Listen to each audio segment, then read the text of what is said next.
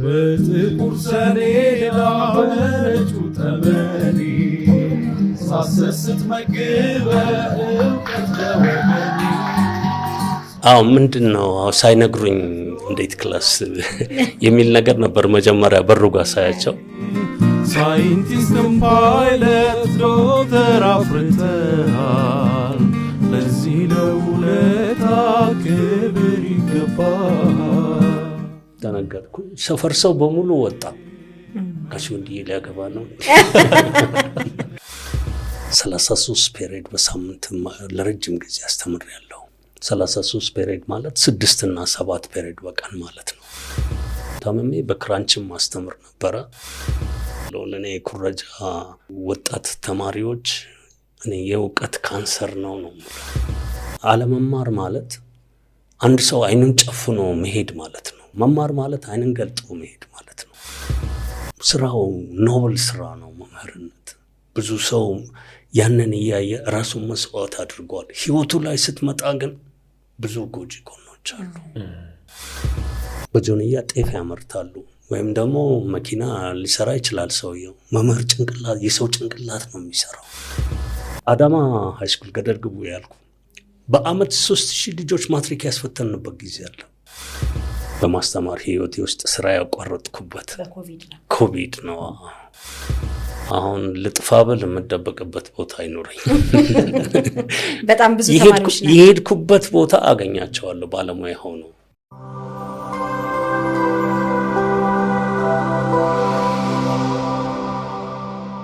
ሸገር ኢንፎ ፕላስ ላይ ነን። ውድ ቤተሰቦቻችን በያላችሁበት ቆይታችሁን ከኛ ጋር እንድታደርጉ በአክብሮት ነው የምንጋብዘው። የዛሬ እንግዳችን ደግሞ የእውቀት አባት መምህር ናቸው። ለ42 ዓመታት ያህል በመምህርነት ሙያ ላይ ያገለገሉ ናቸው። ልክ ነው። የቀለም ቀንዲል፣ የቀለም አባት፣ ብዙዎችን ለእውቀት ያበቁ 42 ዓመታትን አንቺ እንዳልሽው አስኳላ ትምህርት ትውልድ እያነጹ እየቀረጹ የቆዩ መምህር ስቱዲያችን ጋብዘናል። ለብዙዎች ግን ፊታቸው አዲስ አይደለም አይደል? ከሰሞኑ በደንብ በልጆቻቸው በተማሪዎቻቸው ሰርፕራይዝ ተደርገዋል። አክብሮት፣ ፍቅር አሁንም ድረስ ፊታቸው ላይ ይታያል።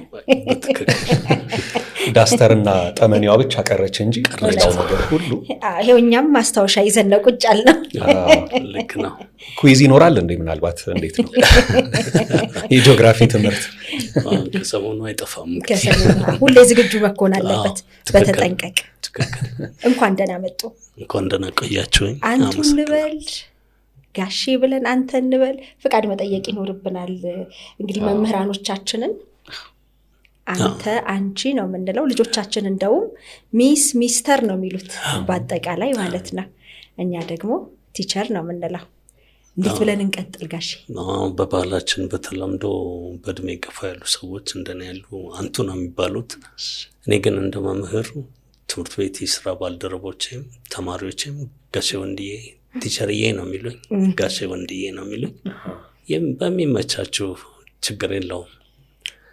ስለዚህ መምህር ወንድዬ እያልን በጋሼ እየጠራን እንቀጥል። መምህር ወንድዬ ብትሉኝ ይመቸኛል። ትልቅ አክብሮት ነው አይደል? እንደውም ጋሼ ወንድም ጥላ ወንድም ጋሼ የተባለ ለታላላቆቻቸው ለአጎቶቻቸው የሚሰጥ በጣም ነው። ወንድም ጋሼም እና ጋሼ ወንድዬም እንግዲህ እንኳን ደህና መጡ እንበል በድጋሚ። በጣም ብዙ ያስተማሯቸው በተለያየ ኃላፊነት ላይ በተለያየ ሀገር ላይ የሚገኙ ልጆች አሉት። እንዴት ናችሁ? እስቲ ልክ ክፍል ሲገቡ እንዳለው ሁሉ በተለያየ ዓለም ላይ ለሚገኙ ተማሪዎች ጋሼ እንዴት ነው መልእክት የሚያስተላልፈው?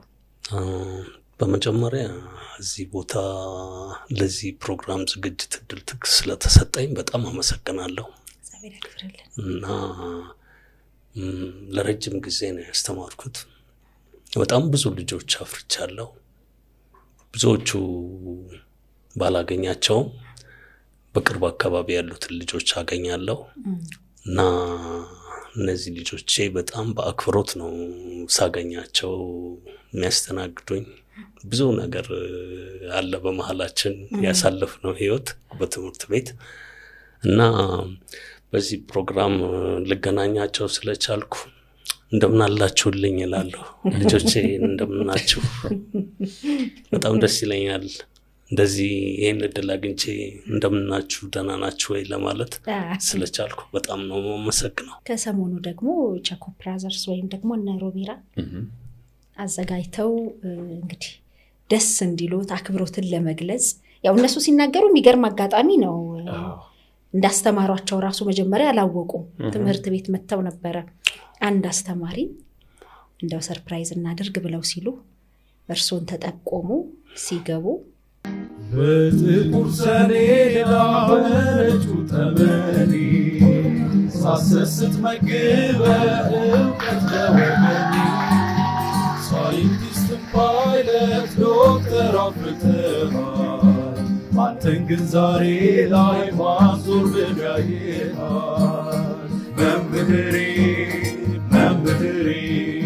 ጀግናችን አንተ ሁሌ በጣም ትንሽ ነው ደሞዝ 100,000 ብር ይሁንልህ እስከ መቼ በምስጋና ይገባሃል ቤት መኪና ውለታው ያለባችሁ እናንተስ ምን ትላላችሁ?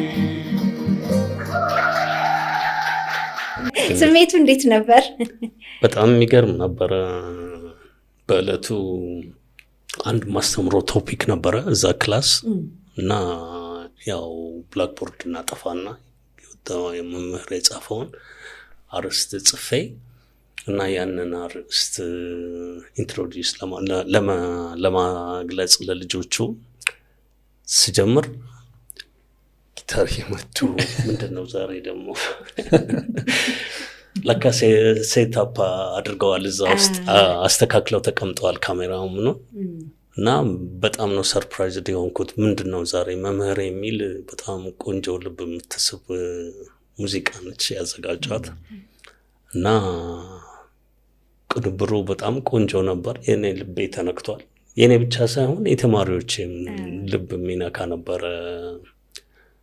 መምህር ከሚያገለግለው አገልግሎት አንጻር ብዙ የመታወስ ቦታ የመስጠት ነገሮች ስለሌሉ በዚህ ኦኬዥን እንደዚህ ፈልጎ ነው የሚመጣ ሰው አለ ለካ ብለን እኔ ልቤ ተነክቷል። በወቅቱ በጣም ነው የተሰማኝ። እንደዚህ እያስተማርን በመሃል በቀድሞ ተማሪዎቹ እነዚህ ያለ የአባትነት የመምህርነት ክብር አግኝተው አያውቁም ማለት ነው። ማለት ሰርፕራይዝ ተደርገው አያውቁም ከዚህ በፊት ማለት ነው።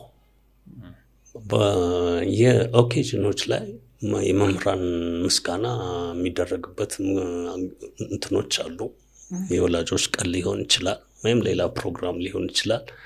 መምህራንን እናመሰግናለን የሚል ሊሆን ይችላል። ነገር ግን እንደዚህ በግል ከፍ ባለ ሁኔታ እንደዚህ የሚያስተናግድህ ኦኬዥኖች የሉ።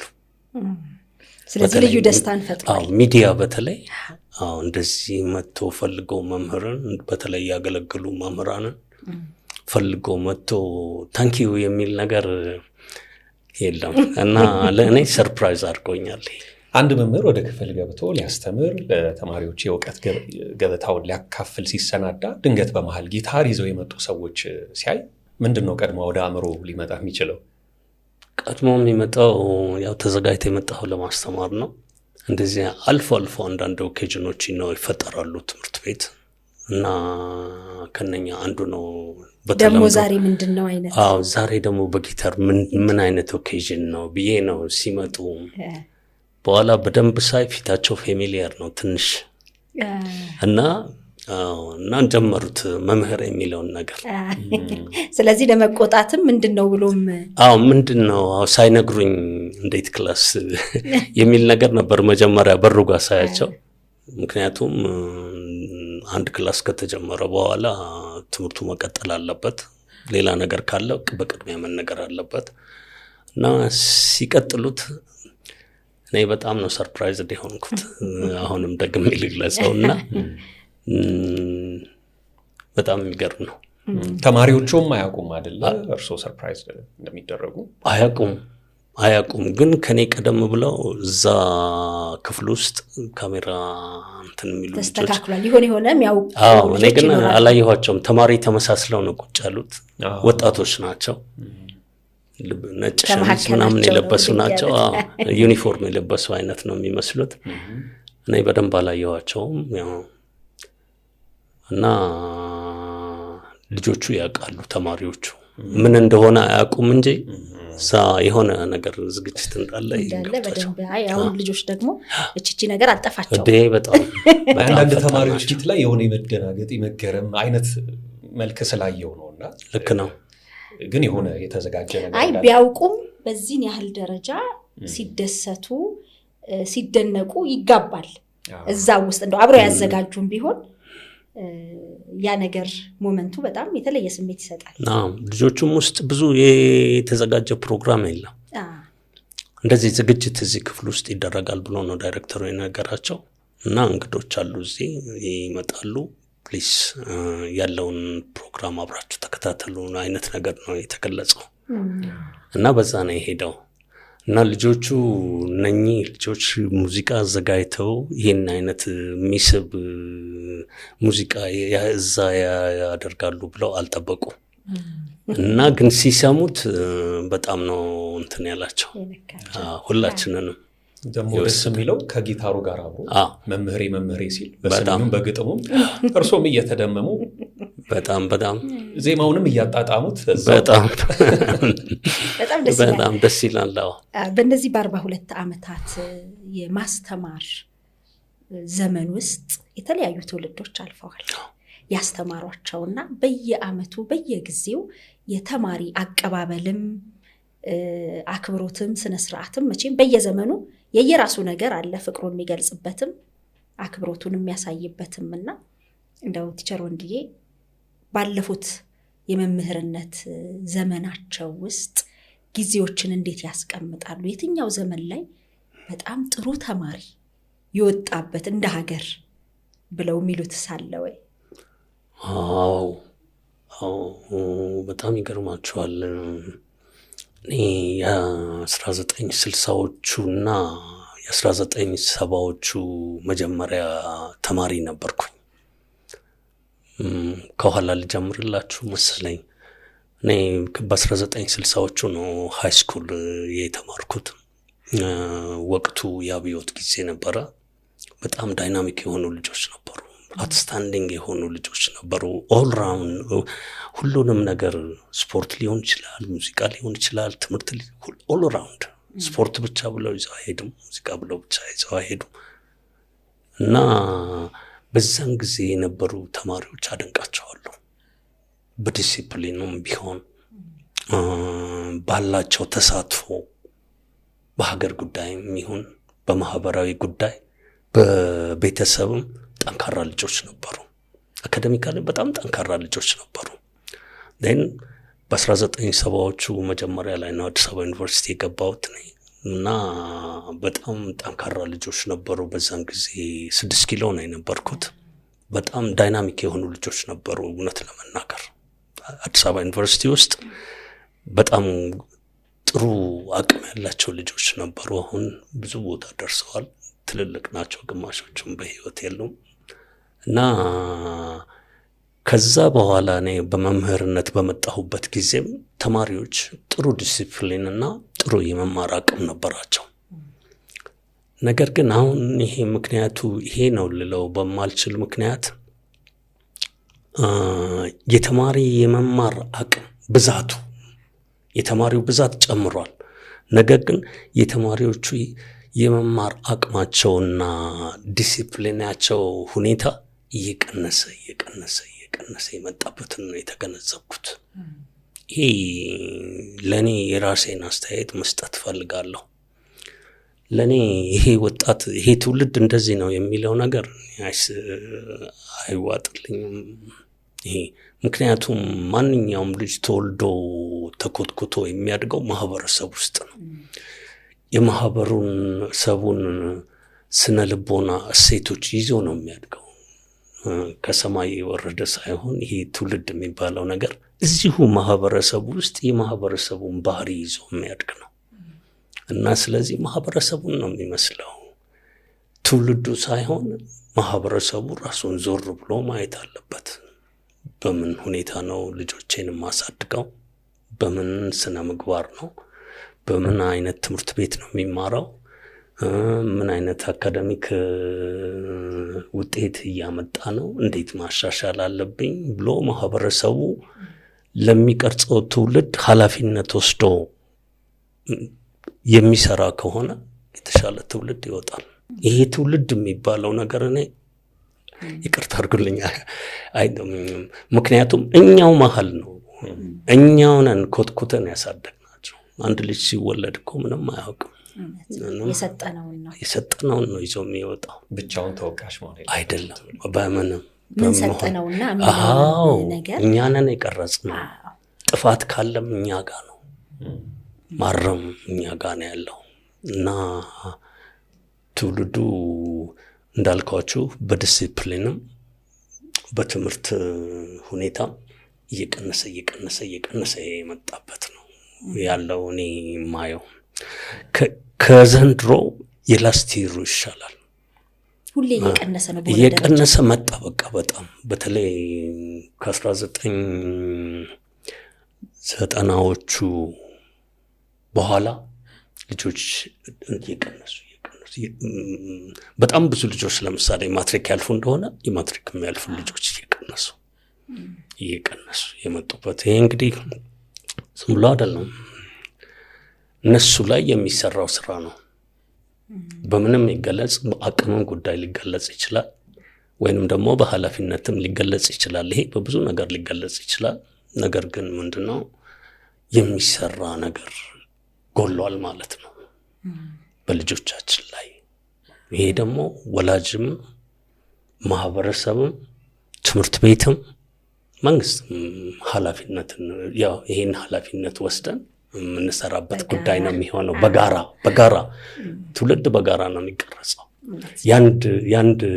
ያንድ ክፍል ማህበረሰብ ብቻ ኃላፊነት አይደለም፣ የወላጅ ብቻ አይደለም፣ የትምህርት ቤት ብቻ አይደለም፣ ወይም የአካባቢው ማህበረሰብ ብቻ አይደለም፣ የመንግስትም ብቻ አይደለም። በህብረት ትውልድ ትልቅ ነገር ነው ከምንም ነገር በላይ። ይሄ ነው የሚሰማኝ ያለው ሁኔታ። መምህር ወንድዬ የ60ዎቹና የ70ዎቹን ያን ትውልድ ያስታወሱ ነው ጨዋታችንን የጀመርነው። ራሳቸው መምህር ወንድዬ መምህር ከመሆናቸው አስቀድሞ በተማሪነት ህይወት እንዴት ባለ መንገድ የአስኳላ ትምህርት ዘለቁ? በተማሪነት እንዴት ነበር አፈጻጸማቸው? ወደ ጂኦግራፊ ትምህርት ተስበው የሄዱበትስ አጋጣሚ በምን ምክንያት የተፈጠረ ነው? እኔ ብዙ ቦታ ነው የተማርኩት። ትምህርት የጀመርኩት እዚህ አዲስ አበባ ነው፣ መሻለኪያ አካባቢ አያቴ ጋር መጥቼ ነው ትምህርት የጀመርኩት። ትንሽ እዛም አያት አሉኝ፣ የእናቴ እናት ያሳደጉኝ። እዚህም አያት ነበር። እዛ ማለት የተወለድኩት አሰላ ነው፣ ከሯጮቹ ሀገር ማለት ነው። ያኔ ሩጫ የለም። ስሞትም ግን ወንድ ወሰን ነው። አንዳንዴ ወንድ ወሰን የሚሉ ሰዎች አሉ፣ ወንደሰን የሚሉ አሉ። ትክክለኛ ግን ወንድ ወሰን ነው። ወንድ ወሰን ተቀባ ነው የሚባለው። እና እዛ የቄስ ትምህርት ነገር ተምሬያለሁኝ። ከዛ አያቴ አመጡኝና እዚህ አንድ ትምህርት ቤት 1-2 ዓመት ተምሬያለሁኝ። ከዛ በኋላ እንደገና አባቴ ወሰደኝ። አባትና እናቴ ተለያይተዋል። አባቴ የመንግስት ሰራተኛ ስለነበረ ከአንድ ቦታ ይቀያየራል። አብሬ ዞሬያለሁ፣ በብዛት አርሲ ዞሬያለሁ፣ አርሲ ሀገሮች ውስጥ እና እስከ 8ኛ ክፍል እዛ ነው የተማርኩት። ከዛ ሃይ ስኩል አፄ ግላውዲዮስ አዳማ ነው የተማርኩት። ግን ማትሪክ የወሰድኩት በጊዜው በግርግር ምክንያት ትንሽ ችግሮች ደርሰውብኝ ነበር፣ ስርዓትም እንደዚህም። አሰላ ነው ማትሪክ የወሰድኩት። ከአሰላ እድገት በህብረትም ዘምቻለሁ። በጣም እድገት በህብረት ለመምህርነት እዛን ያሟሟቁት ማለት እድገት በህብረት መዝመት በጣም ትልቅ ነገር ነው። በተለየ ትዝታ ሲያነሱት ብዙዎች ሰማለሁ። በጣም ልነግርሽ አልችልም። እድገት በህብረት ማለት ለእድገት በህብረት ንዝመት ወንድና ሴት ሳንል በአንድነት የሚባል መዝሙር ነበረ። እዛ ብዙ ያ ትውልድ ብዬ የቀረጽኩ የነገርኳችሁ ጠንካራ ትውልድ ነበረ ያልኳችሁ ብዙ ስራ የሰራበት ነው። ለምሳሌ ከአንድ ማህበረሰቦች አሉ በምድራችን ላይ የባሪያ ማህበረሰብ፣ የፊውዳል ማህበረሰብ፣ የካፒታሊስት ማህበረሰብ፣ ሶሻሊዝም ምናምን የምንለው ይህን ነገር ከፊውዳሊዝም ማህበረሰብ አሁን ወደ ሶሻሊዝም ማህበረሰብ የቀየረው ያ ወጣት ነው መነሻው። እና መሬት ላራሹ የሚባል ነገር ነበር። መሬት ለትንሽ ሰዎች ብዙ መሬት ይዘው ያንን መሬት ያከፋፈለ ነው ለኢትዮጵያ ገበሬዎች ዘማች ነው ያከፋፈለው ያንን መሬት። ሲነሳ አልሰማማ። በአሁኑ ጊዜ ትልቅ ስራ ነው የተሰራው። ህይወቱ በጣም ደስ የሚል ነበረ እና ጠንካራ ማህበረሰብ የነበረበት ጊዜ ነው። እድገት በህብረት ዘምቻለሁ። የት ነበር የዘመቱት እርስዎ? እኔ ዝዋይ አካባቢ ነው የዘመትኩት። አቡራ የምትባል ኦጎልቾ የምትባል ዝዋይ ሀይቅ አጠገብ ያለች፣ በአርሲ በኩል ነው የሚገባው እንደዚህ፣ ወይም ደግሞ በአለም ጤና በኩል የሚገባል በጣም ደስ የሚል ቦታ ነው። ሞቃት ነው። ሪፍት ቫሊ ውስጥ ነው ያለችው። በጣም የሚያምር ቦታ ነው። ትልቅ ወንዝ አለ እዛ አካባቢ፣ አዋሽን የሚያክል ካታር የሚባል ግን አጭር ጉዞ ስለሚጓዝ አይታወቅም። እና የሚገርም ጊዜ ነው ያሳለፍነው እዛ በእድገት በህብረት ማለት ነው። ትምህርትም ታስተምሩ ነበር አይደለ? በጣም ማንበብና መጻፍን የሊትሬሲ በጣም ብዙ አስተምረናል። 2 ዓመት አስተምረናል። በጣም ወላጆች ፊደል መቁጠር ሳይችሉ ልጆቻቸውን አዝለው ሁሉ ትምህርት ገበታ ላይ የተገኙበት ነበር። በጣም የሚገርምሽ ነው እኮ ትልልቅ ሰዎች ቁጭ ብለው ትምህርት የሚማሩበት፣ እናቶች ልጆች አዝለው መጥተው የሚማሩበት። እዛ ላይ በጣም የሚገርምሽ ብዙ ፈገግ የሚያስደርጉ ገጠመኞች የነበሩበት፣ ብዙም ባይሆን በትምህርት ላይ የሚያደርጉት ክርክር፣ በፊደሎች ላይ የሚያደርጉት ክርክር በጣም የሚመስጡ ነበሩ። በቃ በእነሱ ለመረዳት በሚያደርጉት ሂደት በጣም ብዙ የሚገርሙ ነገሮች ነበሩ እና ብዙ ሰዎች ማንበብ እና መጻፍ ችለው ነበር በዛን ወቅት ላይ 2 ዓመት ተምረው ማለት ነው። ኦልሞስት 1 ዓመት ከምናምን እድገት በህብረት ዘምቼ ከዛ ችግሮች ነበሩ በዚህ ሀገር። በ1960ዎቹ መጨረሻ ላይ አብዮት ነበረ፣ ጦርነቶች ነበሩ፣ ወጣቶች በብዛት ያለቁበት ወቅት ነበር። እስር ቤት መግባት መውጣት ነበረ። የእስር ቤትም ትንሽ ቀምሽ ያለው እና በ1970ዎቹ ነው ጆይን ያደረግኩት አዲስ አበባ ዩኒቨርሲቲ። 6 ኪሎ ጆይን አደረግኩ። ቴንሽን ነበረ በዛን ጊዜ፣ በጣም የሚያሳዝን ነበረ። ብዙ ነገሮች ብዙ ልጆች አልፈዋል። ለመማርም ከባድ ነበረ። ተረጋግተህ ማለት ነው ውጤት የምትጠብቅ። በትምህርት ነኝ ጎበዝ ነበርኩኝ። በጣም ከታች ጀምሮ ጎበዝ ነኝ በትምህርት። በዛ ነው እዚህም የገባሁት። ግን እዛ ግቢ ውስጥ በሰላም መማር ከባድ ነበር። ቴንሽን ነበረ። ሰዎች ይገደላሉ፣ በር ላይ ይጣላሉ። እዛው ውስጥ ራሱ ፍተሻ ይመጣሉ፣ የአብዮት ጥበቃዎች። ብቻ ስነ ልቦናችን በጣም የተጎዳበት፣ የመማር እንትናችን በጣም የተጎዳበት ነበረ።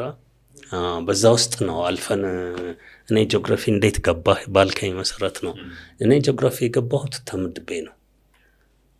እኔ ቢዝነስ ማኔጅመንት ነው ወይም ኢኮኖሚክስ ነበር ለመማር ፈልገው። ግን በዛ ጊዜ ምንድነው የመጣው ታለንት ዲስትሪቢዩሽን የሚባል ነገር ነው። ታለንት ዲስትሪቢዩሽን አዲስ ህግ ነው የመጣው። ሶሻሊዝም ነበር በዛ ወቅት ላይ። እኩል ውጤት ያላቸውን ልጆች በየዲፓርትመንቱ መበተን። ቲያትር አርትስ ሊሆን ይችላል፣ ላንጉጅ ሊሆን ይችላል፣ ፊሎሶፊ ሊሆን ይችላል፣ አካውንቲንግ፣ ማኔጅመንት እኩል። ለምሳሌ 2.5 ያላቸውን እንደዚህ መበተን። 4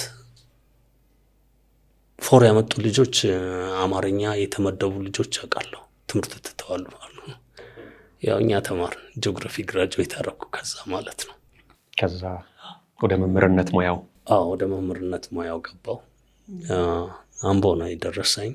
አንድ 10 ዓመት አምቦ አገልግያለሁ። ከአምቦ በኋላ አሁን በአዳማ አስተዳደር ስር ያለች ልዩ ከተማ ወንጂ የምትባል የስኳሯ ሀገር ሸንኮራው ሀገር የነ ደስታ ከረሜላ ድሮ ነበሩ፣ አሁንም ተጀምሯል መሰለህ። እና እዛ 4 ዓመት አስተምሬያለሁ። ከዛ አዳማ ሃይ ስኩል በተለምዶ ገደል ግቡ የሚባል ትምህርት ቤት አለ። የትምህርት ቤቱ ስም ነው አዳማ ሁለተኛ ደረጃ ትምህርት ቤት ነው ስሙ። ሰፈሩ ራሱ ገደል ግቡ ይባላል። ሰፈሩ ገደል ግቡ ይባላል። ልጆቹ ያወጡለት ነው። ግን ትምህርት ቤቱ ስያሜው ሌላ ነው። አዳማ ሁለተኛ ደረጃ ትምህርት ቤት ነው። በተለምዶ ግን ገደል ግቡ ተባለ። ትምህርት ቤቱ ራሱ በሱ ነው የሚታወቀው። እና ትምህርት ቤት ሆኖ ገደል ግቡ ሊሆን አይችልም ነው ሰፈሩ እንደ ቅጽል ስም። ምንድነው ለማጫወት ያለ ይሄን ነገር ምንድነው የሆነው? ግላውዲዮስ ነበረ ሃይ ስኩል የነበረው። አንድ ሃይ ስኩል ነው የነበረው የመንግስት ትምህርት ቤት፣ በጣም ፌመስ ነው ግላውዲዮስ። ኢትዮጵያ ውስጥ ካሉ ትልልቅ ትምህርት ቤቶች አንዱ ነው። እንደነ ወዝራውስ፣ አሰላ፣ ራስ ዳርጌ እንዲሰውን ከብዙ አካባቢ ተማሪ መጥቶ ነው የሚማረው እዛ። በዛን ጊዜ ማለት ነው በፊት።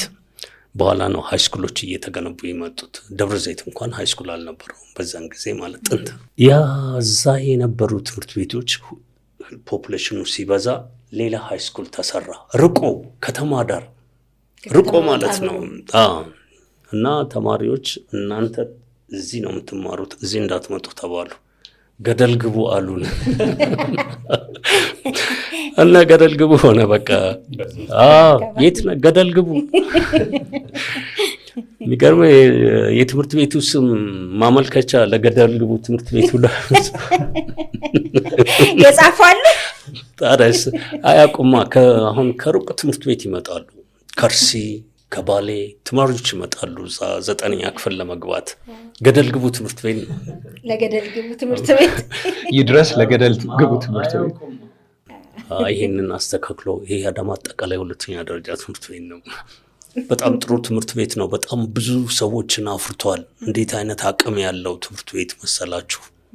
በጣም ፌመስ ትምህርት ቤት ነበረ አዳማ። በጣም ጥሩ መምህራኖች ነበሩት፣ ብቃት ያላቸው መምህራኖች ነበሩት።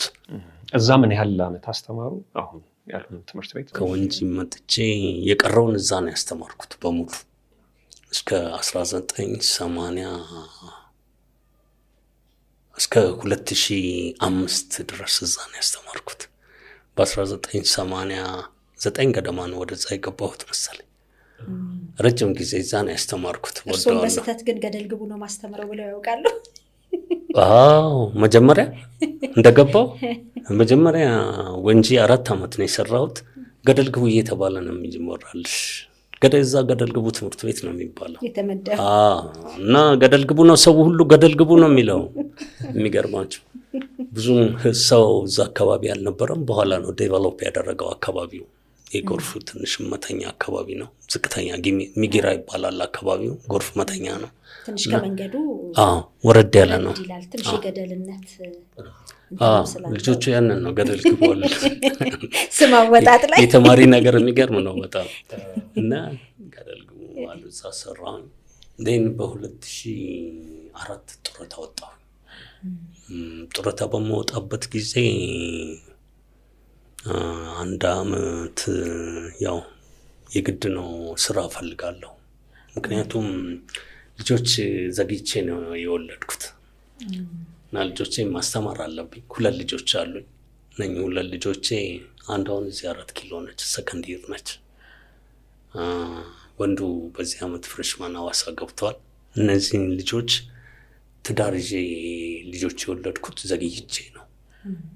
ግን ከዚህ ጡረታ ከወጣሁ በኋላ ከባለቤቴ ጋር ተለያይተናል። ዳይቨርስ ልጆችን ማሳደግ ነበረብኝ እና መስራት የግድ ነው። በቃ ልጆች ማስተማር አለ፣ ቤት ኪራይ አለ፣ የግድ ነው። የግል ትምህርት ቤት ነው የምታስተምሪው። በጡረታ ደሞዝ መኖር አይቻልም፣ በጣም ትንሽ ነው እና በዛ ምክንያት ወደ ግል ስራ ገባሁ። ግል ትምህርት ቤት ማለት ነው። ናፊያድ ይባላል። አሁን የሚያስተምሩበት ማለት ነው። እዛ ናፊያድ ትምህርት ቤት ገባሁ። ሌላም ጋር አልቀየርኩም። እዛ ነው የቆየሁት። ስራ ይበዛል እዛ። እውነት ለመናገር በጣም 33 ፔሬድ በሳምንት ለረጅም ጊዜ አስተምሬያለሁ። 33 ፔሬድ ማለት 6 እና 7 ፔሬድ በቀን ማለት ነው፣ በ45 ደቂቃ። በጣም ብዙ ከፍለናል። እዛ እኔ ብቻ ሳልሆን አሉ ሌሎችም ጥረታውን የመጡ መምህራን እና ለረጅም ጊዜ ሰርቻለሁ። እዛ ናፊያድ ነው የቆየሁት። ለእኔ እስካሁንም እዛው ነው ያለሁት። እዛ ነው እነ ቾኮ ብራዘርስ ያገኘኝ። 11ኛ ነው 12ኛ ክፍል እያስተማሩ ነው? 12ኛ ክፍል ነው አሁን። 11 እና 12 ነው ማስተምረው። እንግዲህ 90ዎቹን አሁንም ያለውን ትውልድ የትምህርት አቀባበል፣ የትምህርት ትጋት እያነጻጸሩ አስተያየት ሰጥተውበታል። ከቅርብ ጊዜ ወዲህ ደግሞ ተከልሶ የመጣውና በተለይ የመሰናዶ ትምህርት ላይ እንደማስተማረው የጂኦግራፊ መምህርነት 11 እና 12 ላይ ወደ ዩኒቨርሲቲ ለማለፍ በሚደረግ ጥረት ማትሪክም ስላለ እዛ ላይ እንግዲህ ብዙ ተማሪዎች ማለፍ ሳይችሉ ሲቀሩ እየተመለከትን ነው። በሀገር አቀፍ ደረጃም እንግዲህ ሪፖርቱ ተደጋግሞ እየወጣ ነው እና እርስዎ ያስተማሯቸው ልጆች ወይም ተማሪዎች በእነዚህ ዓመታት እንዴት ነበረ የትምህርት ውጤታቸው? በተደጋጋሚ ተማሪዎችም ለማለፍ ሲቸገሩ እያየ ነው በሀገር አቀፍ ደረጃ እና ተማሪዎቹ ፈተናውን አልፈው ወደሚፈልጉት የትምህርት ደረጃ እንዲሸጋገሩ እንደ መምህር ምን እያገዟቸው ነው? የኔን ድርሻ ማለት ነው። አዲስ የትምህርት ስርዓት አዲስ ነው። ሰርጾ እስኪገባና ተግባራዊ እስኪሆን ድረስ አዲስ የትምህርት ፖሊሲን ተግባራዊ ማድረግ ቀላል ነገር አይደለም፣ ከባድ ነው። አንደኛ የሰለጠነ የሰው ኃይል ያስፈልጋል። ሁለተኛ ተቀባይነት ያስፈልጋል። ሶስተኛ ደግሞ ያንን ትምህርት የሚማሩት ልጆች ካለፈው ትሬንድ ብዙ ይዘናቸው የመጣናቸው ጥንካሬዎችም አሉ፣ ድክመቶችም አሉ። እነኛን ድክመቶች አስቀርተን ጥንካሬዎችን ይዘን ለመውጣት በሚደረገው ሽግግር ላይ ነው ያለ ነው ማለት ነው። ሽግግር ውጤት የሚታይበት አይደለም፣ ግን በጎ መንገዶች ይታያሉ ወይ ነው። በጎ መንገዶች ይታያሉ። በፊት ለልጆች ትምህርት መውደቅ ምክንያት ናቸው የምንላቸው ነገሮች ኩረጃ እነሳለሁ። ለእኔ ኩረጃ ለአንድ ማህበረሰብ ወጣት ተማሪዎች እኔ የእውቀት ካንሰር ነው የምለው። ኩረጃ ካለ ልጆች አፍተሮል አይማሩም። ለምን ይማራል? ደብተርም አይኖረው። ለምን? ምክንያቱም የሚያስኮርጀው ልጅ እዚህ ጋር አለ። አይማርም። አይደለም ለውጤት ኢንትራንስ ኤግዛም ማለፍ አይደለም የክፍል እንደዚህ የቤት ስራዎች እንደዚህ አይሰራም። ጠዋት ሲመጡ ከሰሩ ልጆች ጋር ደብተር ተሰብስቦ ነው የሚገለበጠው። ኩረጃ በጣም የተማሪዎቻችን አቅም በትልቁ ከሰበረው ነገር አንዱ ኩረጃ ነው። ኩረጃ ሲቀር ናቹራሊ ብዙ ልጆች አያልፉ ማለት ነው። በዛ ላይ ዲፔንደንት የሆኑ ልጆች አያልፉም። በዛ ላይ ተመርኩዘው የሚኖሩ ልጆች እና ይሄን ኩረጃ የሚያስቀር አዲስ ስርዓተ ትምህርት በመፈጠሩ እኔ በጣም ደስ ይለኛል። እውነቴን ነው የምላችሁ። የሆነውም ያ ነው መሰለኝ። ብዙ ልጆች ለመውደቃቸው ምክንያት ብዙ ልጆች እንደ ድሮ ኮርጀው ማለፍ አልቻሉ። አሁንም ቢሆን ይሄ ኩረጃው ያለበት ቦታ እኮ ያልፋሉ ልጆች ያልፋሉ። እና ጠቃሚ አይደለም፣ ጎጂ ነው። የልጆቻችን የመማር አቅም አንዱ የሚገለው ይሄ ነው። ልጆች ባላቸው ባህሪያቸው ዲፔንደንት ከሆኑ በዛው በቀጠል ነው የሚፈልጉት ሰው ላይ እና አንድ ጎበዝ ተማሪ መሀል ይቀመጣል። 10 ሆኖ አይማሩም። እምቢ ማለትም አይችልም አይደል? ያ ጎበዝ ተማሪ በተለያየ ተጽዕኖ ውስጥ ይወድቃል። ይወድቅ ይችላል። ለሱም አይመቸውም። በተለያዩ ተጽዕኖዎች ውስጥ በውጤቱም ላይ ችግር ይፈጥራል። በልጆች ላይ በፈቃደኝነትም የሚሰሩ ልጆች አሉ። ይሄ ብቻ ፕላንድ በሆነ መንገድ ሊሰራ ይችላል። ኤኒሃው እኔ ኩረጃ ቀርቶ ልጆች በራሳቸው አቅም አላቸው። እነኛ ልጆች የሚኮርጁት ልጆች አቅም አላቸው። የሚገርማችሁ ጎበዝ ተማሪ ያለ አቨሬጅ ተማሪዎች ወደዛ ወደ ኩረጃ ይገባሉ። ከታይ ዝቅተኞቹም አቅማቸው ቢገነባላቸው ከጎበዞቹ እንደ ጎበዞቹ ባይሆኑም የተሻለ ውጤት ሊያመጡ ይችላሉ።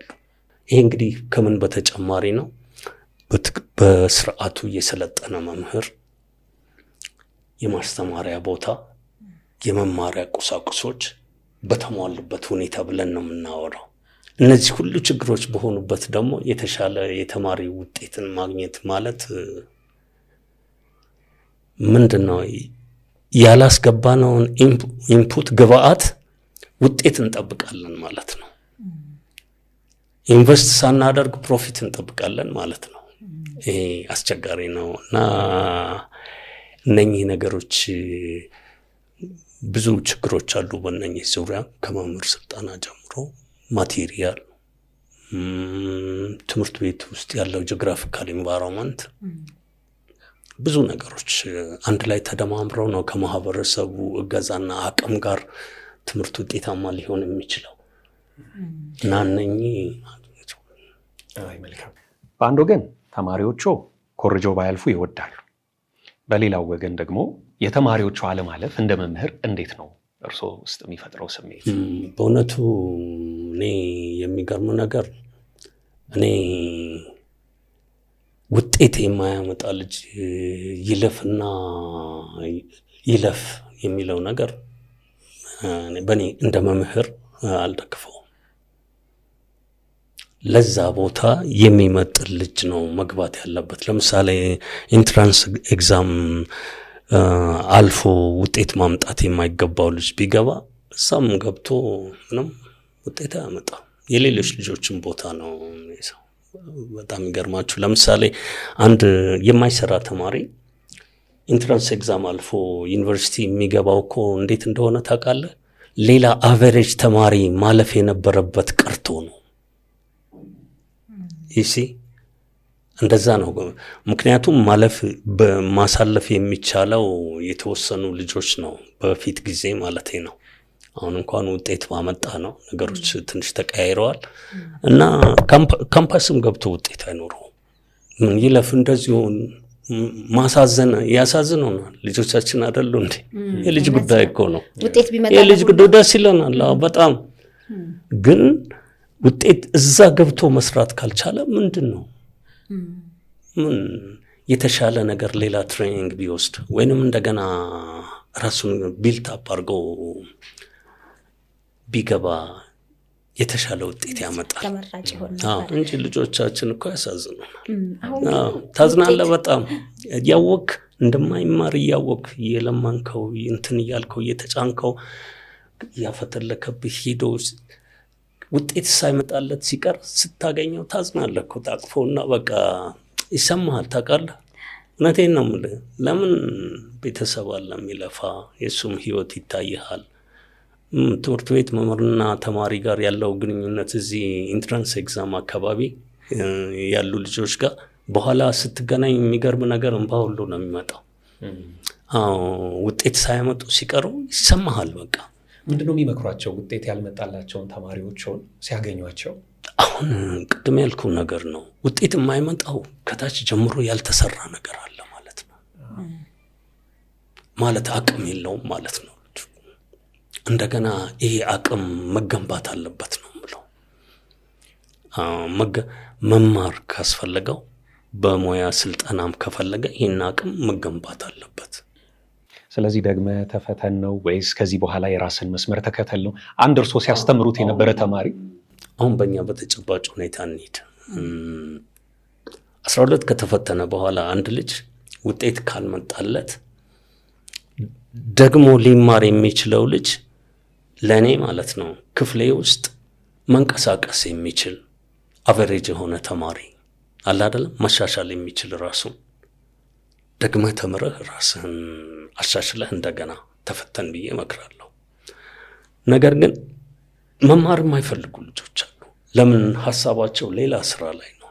እየነገዱ የሚማሩ ልጆች አሉ። 12 ጨርሰው አርቲስት መሆን የሚፈልጉ ልጆች አሉ። ውዝዋዜ ሊሆን ይችላል፣ ቮካሊስት ሊሆን ይችላል። የሚሆን መቀጠልም ቢፈልጉ በዛው መስመር ያለውን ነገር አለ አይደለም፣ የሙያ ስልጠና ይፈልጋሉ። ሾፌር መሆን የሚፈልግ ልጅ አለ። ባጃጅ ሾፌር መሆን የሚፈልግ ልጅ አለ። yes ወናዴን እኮ ነው። አንዳንድ ጊዜ ምንድን ነው የምትሆነው ካልተማርክ? ምንድን ነው የምትሆነው? ሌሎቹ ባጃጅ ሾፌር ነው የሚሆነው። ምንድን ነው መሰለህ ሊሄዱ ሾፌር ነው መሆነው ብለው የሚወስኑ ልጆች አሉ። እነዚህን አካዳሚክ ፐርፎርማንስን አሻሽለህ እንደዚህ ኢንትራንስ ኤግዛም ተፈተን ልትለው ይከብዳል። ግን እድሉ አለ አሻሽሎ ለመፈተን። አዎ አለ። አሁን በመደበኛ ትምህርት አለ። አሁን ለምሳሌ ውጤታቸው ማተር ያደርጋል። ግን ውጤታቸው ማተር ያደርጋል። ሪሜዲያል አለ። ሌላ ደግሞ በዲፕሎማ ጀምረው የዲፕሎማ ኮርሶች ወስደው ወደ ዲግሪ ማሳደግ ይችላሉ እና እድሉ አለ። እዚህ ጋር ግን አሁን እርስዎ እንዳሉት የተለያየ መስክ የሚፈልጉ አሉ። ውጤት ሳይመጣላቸው ሲቀር አንዳንዶቹ ጥረው ውጤቱ ስላልመጣ በጣም ነው የሚሰበሩት፣ በጣም ነው የሚያዝኑት እድሉን ስላላገኙ። ሌሎች ደግሞ ውጤት ያልመጣላቸውን እንኳንም አልመጣልህ፣ ሌላው ተምሮ ምን ላይ ደረሰ፣ ይሄን እንዴት አደርጋለ፣ እንደውም ጥሩ እድል ነው ይሄ መንገድ አለ ብለው መንገድ ጠቋሚ የተማሪ የት ደረሰ፣ ትምህርት ምን ያደርጋል፣ ዋናው ገንዘብ ይዞ መገኘት ነው የሚሉ አሉ። እንደው ሰምተው ያውቃሉ እንዲህ አይነት ነገር? ሰማለሁ። በተለይ በአሁኑ ጊዜ እየበዛ ነው የመጣው። ይሄ ምንድነው ትምህርት ጨርሶ በቀጥታ ስራ ማግኘት ከሚለው ጋር አንጻር የመጣ ነው። ብዙ ጊዜ የማየው በአሁኑ ጊዜ ማለት ነው። ልጆች በተለይ እየሰሩ ውጤት የማይመጣላቸው ልጆች ያሳዝኑሻል። በዚህ ዓመትም ያጋጥመኛል። በየዓመቱ ከውስጥ አይጠፉም እነኚህ ልጆች ይሰራሉ፣ ይገርማሉ፣ ውጤት አይመጣም።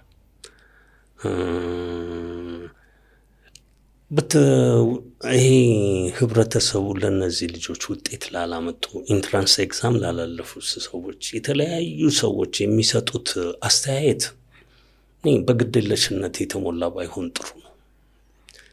ለኔ ትምህርት ማለት አለመማር ማለት አንድ ሰው አይኑን ጨፍኖ መሄድ ማለት ነው። አይኑን ጨፍኖ መማር ማለት አይንን ገልጦ መሄድ ማለት ነው። የምትረግጠውን ነገር ታያለህ፣ ከአደጋም ትሰወራለህ፣ እያየህ የተሻለ ነገር ትሰራለህ። ትምህርት ማለት ለኔ እንደዛ ነው። ትምህርት ሰው ልጅ የሚማረው አልፎ ዩኒቨርሲቲ ለመግባት አይደለም። ተሻሽሎ በዚህ ዓለም ላይ የሚሰራውን ስራ በተሻለ ሁኔታ ሰርቶ ህይወቱን ለውጦ ለመኖር ነው። ለኔ ትምህርት ይችን ዓለም በደንብ እንዲያያት ነው፣ በደንብ እንዲጠቀምባት ነው፣ የተሻለ ህይወት ኖሮ እንዲያልፍ ነው ለኔ ማለት ነው። የግድ ዩኒቨርሲቲ መግባት የለበትም አንድ ሰው። እንግዲህ ተማረ ለማለት በግሉም ሊያዳብራቸው የሚችላቸው በጣም ብዙ ነገሮች አሉ። በጣም ብዙ ሙያዎች፣ የተከበሩ ሙያዎች አሉ። ሹፌርነት አለ፣ እውነተኛ ብላችሁ ንግድ አለ። ባይ ዘ ዌይ እዚህ ሀገር እኮ በጣም ሀብታም የሆኑ የተከበሩ በጣም ብዙ ፋብሪካዎች፣ ህንፃዎች ያላቸው ሰዎች የተማሩ ሰዎች አይደሉም ናቸው እንዴ? አይደሉም። እኔ በአካባቢ ማለት ነው እዚህ ከተማ እንኳን ሊኖሩ ይችላሉ የተማሩ ሰዎች አብታለ፣ ግን የተማሩ ሰዎች አይደሉም። እና ምንድነው ህይወቱን ሊመራ ይችላል ይሄ ሰው። ነገር ግን ምንድነው ይሄ አንድ ሰው አንድን ስራ ሰርቶ የተሻለ ቦታ ለመድረስ እውቀት፣ ያንን ስራ እንኳን እንዴት እንደሚሰራ በተሻለ መንገድ እውቀት ይፈልጋል። ትምህርት ያለ ትምህርት የሚሆን ነገር የለም።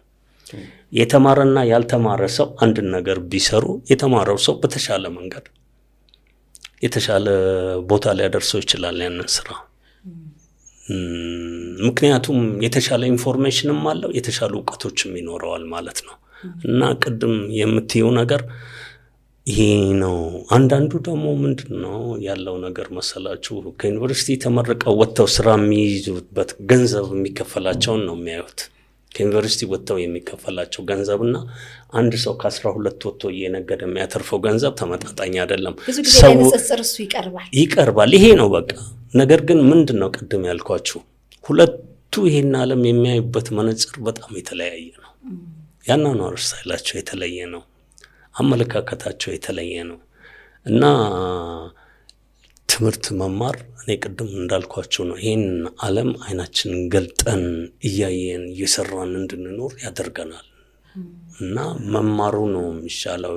ያኛው ሰው ሳይሰራ ኑሮውን አይቀይርም ማለት አይደለም፣ ይቀይራል። ነገር ግን ምንድነው የተማረ ሰው በተሻለ ሁኔታ ይህን ዓለም ይመለከታል፣ የተሻለ ነገር ይሰራል፣ ያቅዳል፣ ይፈጽማል። ትምህርት ትልቅ ነገር ነው።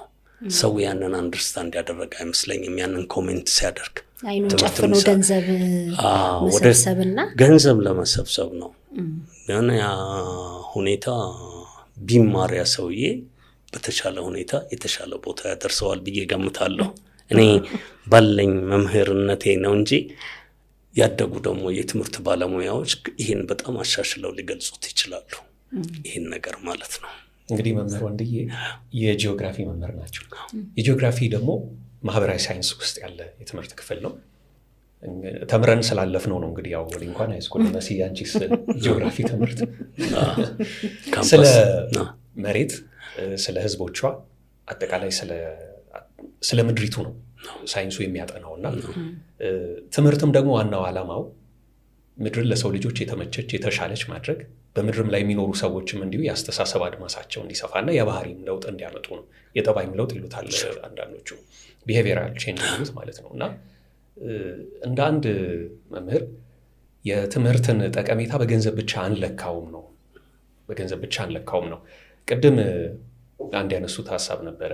ትምህርትን ሁሉም ሰው በአካዴሚክስ እስከ መጨረሻው ድረስ ሊሄድ ግድ አይደለም እና የተለያዩ ኢንፎርሜሽኖችን አእምሮ ውስጥ አጭቆ መንቀሳቀስም ግዴታ አይደለም። ትምህርት እስከ ተወሰነ መጠን ድረስ በመደበኛው ትምህርት ሊዘለቅ ይችላል። ከዛ በኋላ ግን ሙያ ተኮር የሆነው ነገር ላይ ማተኮር ይበጃል ነው።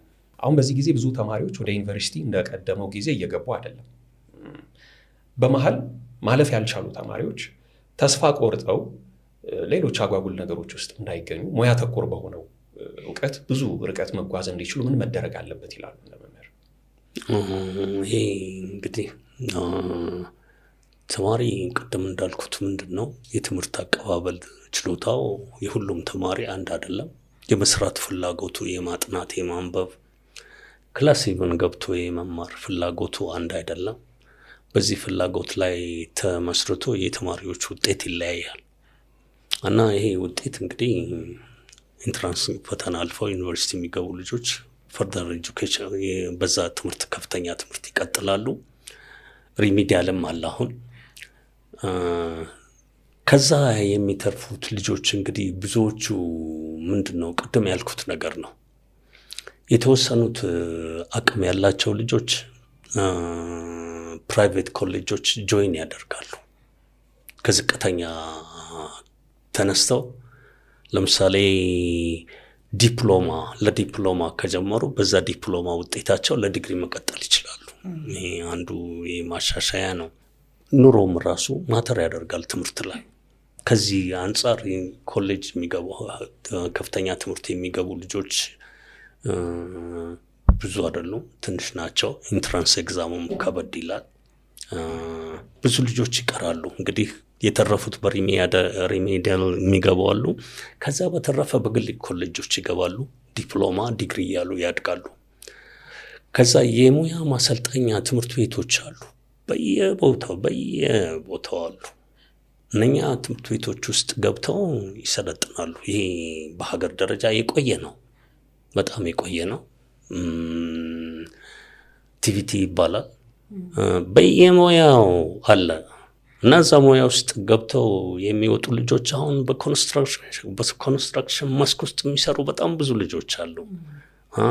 አውቶሞቲቭ ውስጥ የሚሰሩ በጣም ብዙ ልጆች አሉ። ማርኬቲንግ እነኝህ የሚያስተናግዱ ልጆች፣ ማርኬቲንግ፣ ማኔጅመንት፣ ሌሎችም ብዙ ስልጠናዎች አሉ። እነኚህ የሙያ ማሰልጠኛ ተቋሞች እንደኛ ሀገር እኔ ባለኝ እውቀት ደረጃ ነው ወደ ፖሊሲውን ባልሄድ፣ በሶስተኛው ዓለም ሀገሮች ያሉ ሀገሮች አንዱ ትልቁ ችግራቸው ምንድን ነው? በቴክኒካል ሙያ የሰለጠኑ የሰው ኃይል እጥረት አለ። በፋብሪካዎች ውስጥ፣ በንግድ ዘርፎች ውስጥ፣ በሌሎችም በትራንስፖርት ዘርፍ ውስጥ በሌሎችም እጥረቶች አሉ። እነዚህ ንጥረቶች አሁን ያየው ሲሄድ ምንድነው እነዚህ ልጆች እየሸፈኑ ይሄዱ ልጆቼን አገኛቸዋለሁ እዛ እነኛን ልጆች አገኛቸዋለሁ በጣም በሕክምና ውስጥ በነርሲንግ በድሬሰርነት በጣም የሚገርማችሁ ነገር እኔ አሁን ልጥፋ ብል የምደበቅበት ቦታ አይኖረኝ በጣም ብዙ ተማሪዎች የሄድኩበት ቦታ አገኛቸዋለሁ ባለሙያ ሆኖ ይገርማችሁ ከታክሲ ሾፌር ጀምሮ ማለት ነው ሆስፒታሎች ሲሄድ ወይንም ደግሞ ጋራዦች ሲሄድ ፋብሪካዎች ሲሄድ ለተለያዩ ጉዳዮች አገኛለሁ ማለት ምን ማለት ነው በሙያ ይሰለጥናሉ ንግድ ብሄድ ከተራክ ይሄ ከታች ከሽንኩርት ነጋዴ ጀምሮ ሽንኩርት ሲነግዱ አገኛቸዋለሁ እና ምንድነው መሰለ በተለያየ የሙያ ዘርፍ ሰልጥነው ወደ ስራ የሚገቡ ልጆች ለሀገር ኢኮኖሚ በጣም ትልቅ ኮንትሪቢዩሽን አላቸው ለራሳቸውም እየኖሩ ነው በተለይ በትልቁ በኮንስትራክሽኑ ዘርፍ ማለት እችላለሁ በኮንስትራክሽን ኢንዱስትሪው በጣም ብዙ ልጆች እየተሳተፉ ነው ይሄ በአውቶሞቲቭ ቴክኖሎጂ ከጋራዥ ጀምረህ ማለት ነው እስከ ላይ ድረስ በልብስ ስፌት በጣም እየሰለጠኑ የወጡ ልጆች አሉ በዚህ በማርኬቲንግ በተለይ በየካፍቴሪያው የሚያስተናግዱ ልጆች እየሰለጠኑ ይወጣሉ ስልጠና ይሰጣል በጣም ስልጠና ይሰጣል በታች ወደታች ወረዱነን እና ያ በዛ መሳተፍ ይችላሉ በዛ እድሉን ማግኘት ግን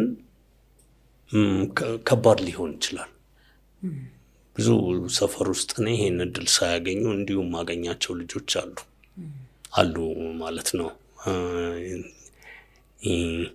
እንጂ የተማረው ብቻ ሳይሆን እነኚህ ከኢንትራንስ ኤግዛም የወረዱት ልጆች በብዙ የሥራ ዘርፍ ውስጥ ሰልጥነው እየሰሩ ይኖራሉ በፊትም አሁን እንግዲህ ይሄ አዲስ ትምህርት ፖሊሲ ነው ወደፊትም እናየው ይሆናል እንግዲህ ምን ያህል ኢፌክቲቭ እንደሆነ ውጤቱ በኋላ ላይ ነው የሚታወቀው አሁን ገና ጅምር ነው ከምናስተምርበት መጽሐፍ ጀምሮ ገና ኤዲት ያልተደረገም እሱ ራሱ እንግዲህ 1-3 አመት ነው እንደዚህ ነው የጀመርነው አሁን እንደዚህ ነው ብሎ ለማለት የሚቻልበት ወቅት አይደለም ገና ነው አልታየም ራሱ ጅምር ነው ማለት ነው ጊዜ ይፈልጋል ራሱ ኩረጃን ግን ማርገቡ በጣም ትልቅ ነገር ነው ልጆች መስራት ጀምረዋል ኩረጃ ምክንያት ነው ማለፍ ያልቻሉት አይሰሩም ኩረጃ ሲቀር ማለፍ አልቻሉም ኩረጃ ያለማ በብዛት ልጆች ይገባሉ ትዝ ይላችሁ እንደሆነ በብዛት ማንንም አይቀርም አንዳንድ ቦታ ማንንም ከለከለ እና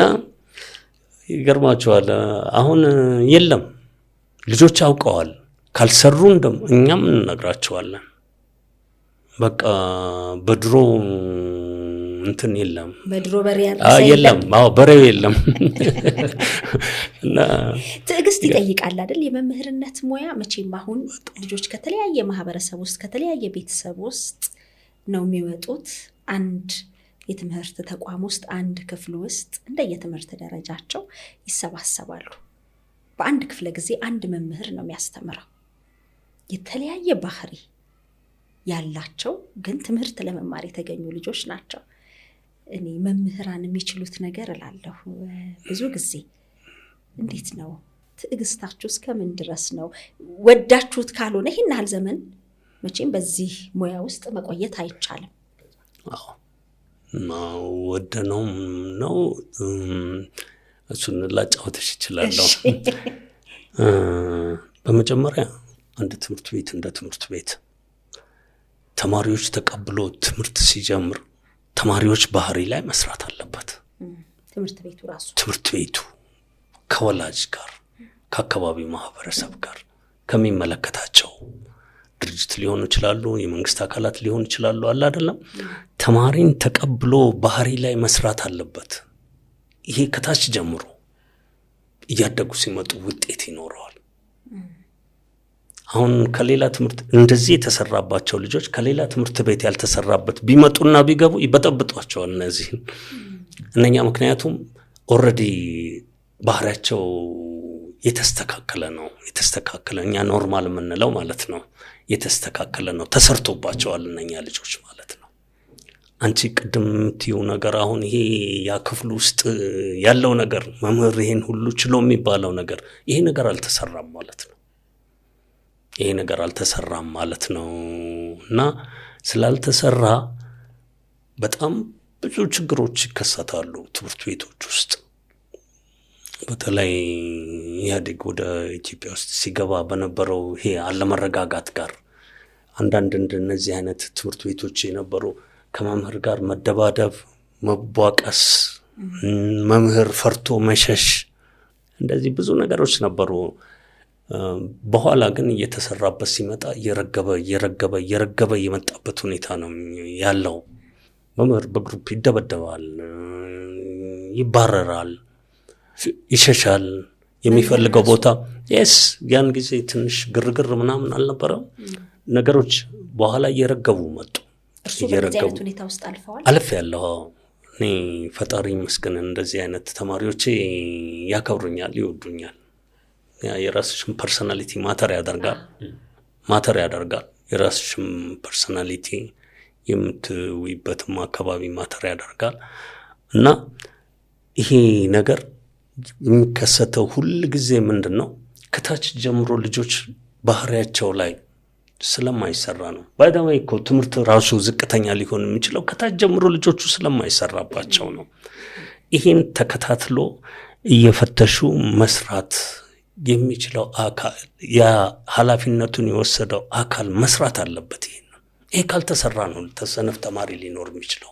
በተፈጥሮ ደግሞ ሰነፍ የለም። ሁላችንም እኮ ጤነኛ ከሆነን እኩል ነው ኮምፒት ማድረግ የምንችለው። ችግሩ ምን ተሰርቶብናል አልተሰራብንም ነው እና ይሄ የባህሪ ጉዳይ ሳይሰራ ሳይታረም ሲቀር በጣም ብዙ ችግሮች ይፈጠራሉ ትምህርት ቤት ውስጥ። የሚገርምሽ ነገር አንዱ ይሄ ነው። ሌላው ደግሞ በጣም ብዙ ተማሪ ክፍል ውስጥ የአቅም ጉዳይ፣ የትምህርት ቤት ክፍል እጥረት፣ የመምህራን እጥረት፣ ብዙ ኢኮኖሚክ ፕሮብሌም ማለት ነው። ክፍል ውስጥ በጣም ብዙ ተማሪዎች ሲከሰቱ የእነኛን ልጆች ማኔጅ የማድረግ አቅም ያንሳል እና ወጣ ያሉ ልጆች ይፈጠራሉ። ተማሪ በጣም የሚበዛበት በክፍሉ ውስጥ ያሉ ወጣ ያሉ ልጆች ትምህርቱም የማይማሩ ባህሪያቸውም ወጣ ያሉ ልጆች ስራ ይጠይቃል እና ይህን በሚመለከት መምህራን በጣም ብዙ አጋጣሚዎች አሉ። እስከ ቦክስ ድረስ የሚደርሱ ችግሮች ይፈጠራሉ። ክፍሉ ውስጥ ድብድብ ይኖራል። ወጣ ያሉ ልጆች አሉ። በቃ እንደዚህ አይነት አካባቢዎች ማለት ነው። ለምን አልተሰራም? በተሰራባቸው አካባቢ ደግሞ ሃርሞኒ በቃ እንደዚህ መምህራንና ተማሪዎች በቃ ስርሽ ገብተው ጋሽዬ እውነቴን እኮ ነው የምልሽ አንቺ እነሱን ለማስተማር የሚኖርሽ እንትን ምንድን ነው የሚፈልጉት እነዚህ ልጆች? እነዚህ ልጆች ሊጣሉኝ ይሆን እንዴ ብለሽ ሳይሆን እና ተማሪ ላይ መስራት ያስፈልጋል። ካልተሰራ በቃ አልተሰራማ ልጆች ከሰፈር ያለውን ባህሪ ይዘው ነው የሚመጡት።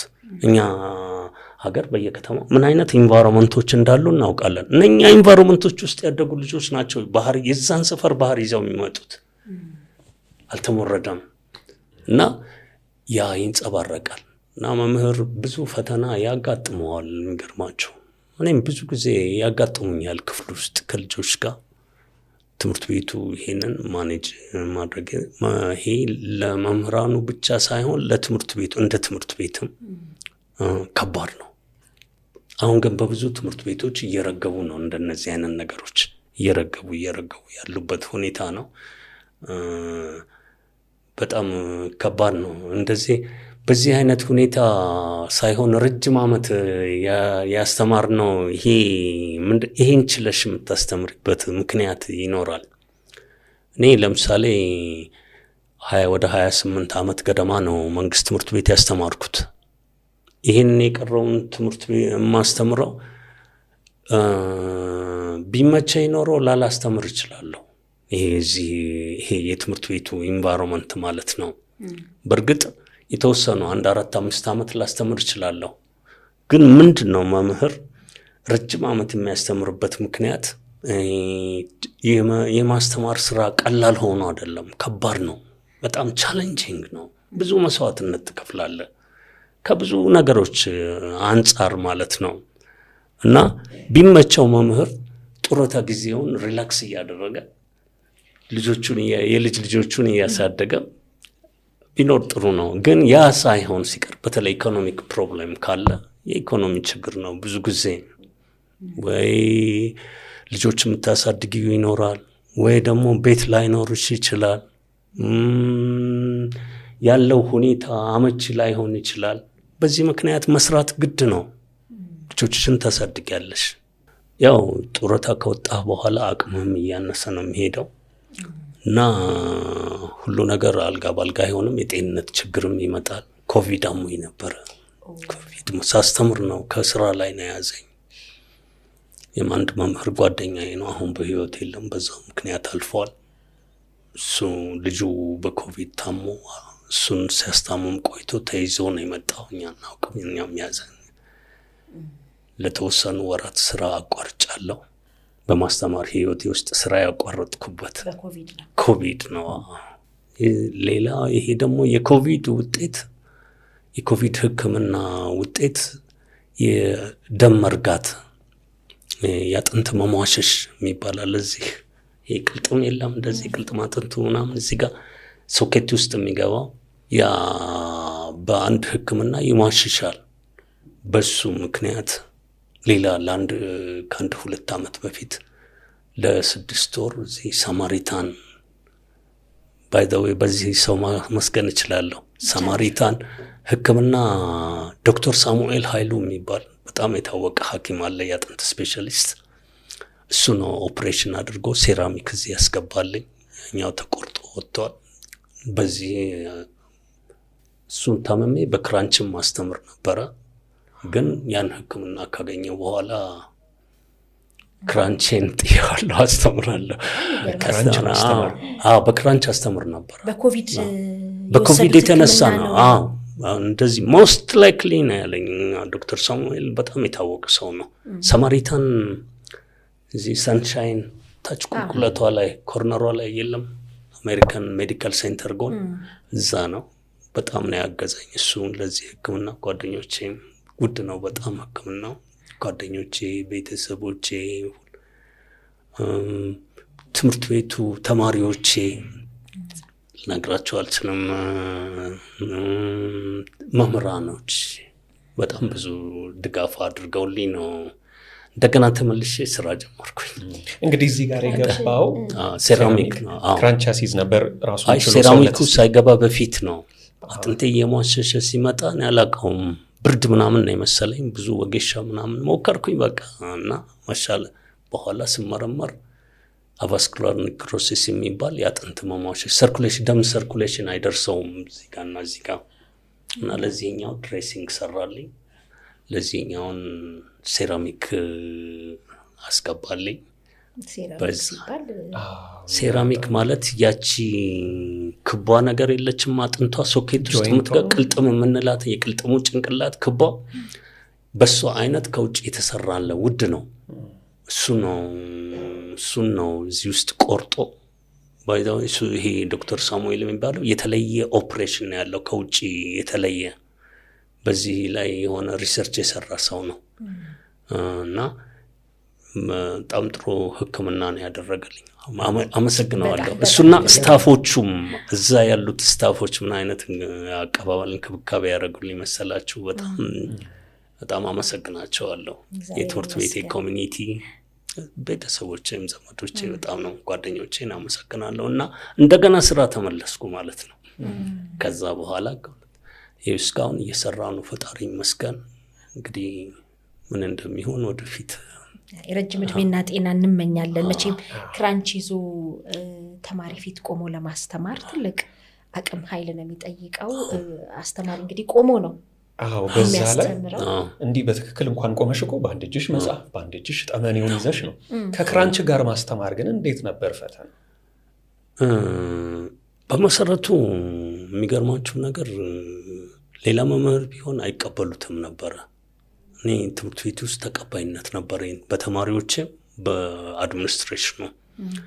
እና ምንድነው መቆም አይደለም የሚያስቸግረኝ፣ መራመድ ነው። ስራመድበት ያመኛል በጣም እና በዛ ተደግፌ ነው እንዳያመኝ የምቆመው ክራንቹ ማለት ነው። ክፍል ከገባ በኋላ ብላክቦርድ ያጠፉልኛል ልጆቼ። ከዛ ክራንቹን አስቀምጥና ቆሜ ነው ማስተምረው እዛው አንድ ቦታ ቆሜ። አይንቀሳቀሱ? አዎ ብንቀሳቀስም ብዙ አልንቀሳቀስም፣ ያቺ ብላክቦርዷ ነች። እና እንደዛ ነው ያመኛል ብዙ ከተንቀሳቀስኩ። እና በዛ አይነት ነው ክራንቼን አስቀምጬ ነው እንጂ በክራንች ቆሞ ማስተማር ክልክል ነው። እና በዛ አይነት ነው ያስተማርኩት። እና ትንሽ ለረጅም ጊዜ አስተምሬያለሁ። ሕክምና እስካገኝ 6 ወር 7 ወር አስተምሬያለሁ። እና በኋላ ሕክምና አገኘሁኝ። ፈጣሪ የተመሰገነ። አሁን የጤንነት ጉዳይ እንዴት ነው? አሁን ደህና ነኝ፣ ምንም አልልም። ይሄኛው እግሬ ደህና ነኝ፣ ግን እችኛው እግሬ ትንሽ ትሰማኛለች። ያው ሁለቱም ላይ እኩል ነው የሚደርሰው። እንዴት ሁለቱም እኩል ሊታመም አልቻለም ብሎ ገርሞታል። እዚህ ድሬሲንግ የሚባል ሕክምና ለጊዜው ማጠናከሪያ ነው የተሰራልኝ። ግን ደህና ነኝ። አሁን ቅዝቃዜ ሲኖር ያመኛል፣ አልፎ አልፎ ታመኛለች እችኛው እግሬ። ራሴን ጠብቃለሁ።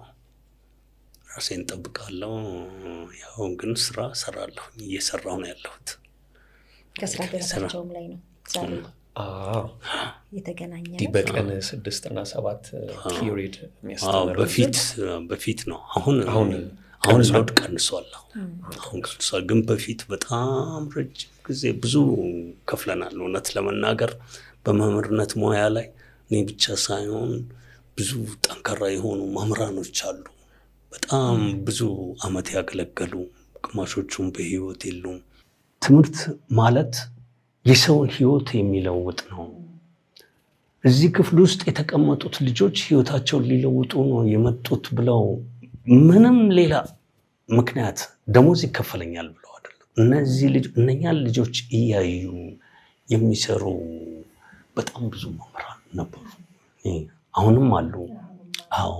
እና የኑሯቸው እስከዚህም ያው የምታውቁት ነው የመምህራን ኑሮ። በማህበረሰብ ውስጥም ተቀባይነት በጣም አስቸጋሪ ነው። ለልጆችሽ የምትፈልጊውን ነገር አታደርጊ።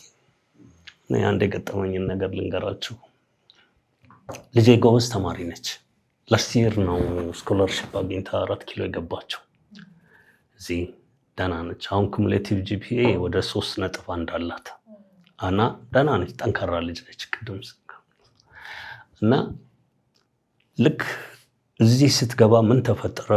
አዲስ አበባ ዩኒቨርሲቲ ውስጥ በራሱን ችሎ እንዲሰራ የአዲስ አበባ ዩኒቨርሲቲ በክፍያ ተጀመረ። ራስ ገዝ ሲሆን በክፍያ ተጀመረ። እሷ ከፍተኛ ጂፒኤም ብታመጣ ምንድነው ከፍላ መማር አልቻለችም። አሪፍ የሆኑ ፊልዶች ከፍለው ነው የሚማሩበት። 2 ፖይንት ምናምን የሚኖር ገንዘብ እስካለ በገንዘብ ትማራለህ። ሞላ ዲፓርትመንቱ ያለው ልጅ በሙሉ ገባ። ልጄ ዲስአፖይንትድ ሆነች። መምህርነቴ ነካኝ። ማድረግ አልቻልክም። አልፏል። አሁን ሌሎች ፊልዶች መማር ትፈልግ ነበር፣ ትችል ነበር። በዚህ ጂፒኤ በኮምፒቲሽን ቢሆን ኖሮ እንደነዚህ አይነት ልጅ ስራው ኖብል ስራ ነው መምህርነት። ብዙ ሰው ያንን እያየ ራሱን መስዋዕት አድርጓል። ህይወቱ ላይ ስትመጣ ግን ብዙ ጎጂ ጎኖች አሉ። የመምህር ወንድዬ ህይወት ምን መሳይ ነው? በመምህርነት ሙያ ይታወቃል የኛ ሀገር የመምህርነት ኑሮ በዚህ ዘመን። በቀደመው ጊዜ የኛ ልጅ ኩሪ ወሰደሽ አስተማሪ ነበር አይደለ? ከነዘፈኑ አሁን በዚህ ዘመን የመምህር ወንድዬና የሌሎች መምህራን ህይወት ምን መሳይ ነው? የመምህርነት ኑሮ ከባድ ነው። እኔ ቀላል ነው ብዬ ልነግራችሁ አልችልም። ወደ እኔ ይመጣለው። ለምሳሌ ፍሬሽ ሆነው ግራጁዌት አድርገው የሚመጡ ልጆች አሉ። ያላቸው ደሞዝ በፊት ነው የምልሽ፣ አሁን ተስተካክሏል እየተባለ ነው፣ ገና ነገር አልደረሰም። የሚያገኙት ደሞዝ በመጀመሪያ ተቀጣሪዎች ሆነው ምግብ ለመብላት አይበቃም። ቤት ኪራይ ውድ ነው፣ አይበቃም። ቁርስ ሳይበሉ የሚመጡ ልጆች አውቃለሁ። አዝናለሁ፣ ይሰማሃል፣ ታውቃለህ። እና ከባድ ነው የመምህር እችን ትንሽ ምግብ ስል መሰረታዊ ጉዳይ ነው። ቤዚክ ነሰሲቲ መሰረታዊ ፍላጎትን ማሟላት ከባድ ነው። ማሟላት ግን የምትሰራው ስራ ምንድን ነው? ኖብል ጆብ። ሰዎች እኮ ስራ ይሰራሉ፣ ሰዎች በጆንያ ስኳር ያመርታሉ፣ በጆንያ ጤፍ ያመርታሉ፣ ወይም ደግሞ መኪና ሊሰራ ይችላል ሰውየው። መምህር ጭንቅላት የሰው ጭንቅላት ነው የሚሰራው። it's a noble job። እና ግን ህይወቱ እንደዛ አይደለም። እንደዚህ ከባድ ነው የመምህር ህይወት። ኢኮኖሚካሊ ነው ደግሞ ይሄ ሌላ ነገር አይደለም። የሚገርማችሁ ኢኮኖሚ ነው የመምህር ጉዳይ። በዚህ ምክንያት ማህበረሰቡም የሚተገቢውን ቦታ አይሰጠውም። የኛ ማህበረሰብ ከኢኮኖሚ ጋር ነው የሚሰጥሽ ስታተስ፣ የሚያስቀምጥሽ ቦታ ከኢኮኖሚ ጋር ነው እና ያን ስታተስ ይናቃል መምህር በአሁኑ ጊዜ የለውም ማለት ነው። ሌላ ታሪክ የለውም እና ከባድ ነው። በተለይ በአሁኑ ጊዜ መምህራን እዛኛ ጋር አዳማ ብቻ ሳይሆን አዲስ አበባ የምታውቁት የቤት ኪራይ ከፍሎ መኖር አልቻለም። አይበቃም። ከባድ ነው። የፈለግሽ ቦታ መታከም አትችይም። ለቤተሰብሽ መሰረታዊ የሆኑ ነገሮች ቅድም እንደጠቀስኳቸው ነገሮችን ማድረግ አትችልም። ታዝኛለሽ በቃ እና እነኚህ ነገሮች አሉ። ግን ስራው ምንድነው? ትልቅ ስራ ነው። ከሁሉም የሚበልጥ it's a noble job። የስራዎች ንጉስ ነው። እንደ ንጉስ እየሰራ ከባድ ነው። መራር እውነት ነው። እውነት ውስጥ ገባን። እውነቱን ስታየው ታዝናለህ። በቃ አለ አይደለም። ትልቅ ስራ ነው። ኢየሱስ ክርስቶስም መምህር ነበር። ያን ስራ ነው የምንሰራው። ግን ህይወቱ ትንሽ ይጠነክራል። ማህበረሰቡም ሆነ ስቴክሆልደርስ ነው የሚባሉት የሚመለከታቸው ባለድርሻ አካላት ይህን ነገር ቢያስቡት ቢያንስ በቤት አኳያ አንዳንድ ጊዜ እኮ መሬቱን ቢገኝ መስሪያው ላይ ኖር ይችላል። በምን ይሰራል? ድንኳን አትጥልበት። መምህር ወንድዬ አሁን በኪራይ ቤት ነው ያሉት እርሶ? አዎ በኪራይ ቤት ነው። ኪራይ ቤት ነው ልጆቼንም ያሳደግኩት ኪራይ ቤት ነው። የኔ ቤት ጀምሬ ነበረ፣ በፍቺ ምክንያት ተሸጠ።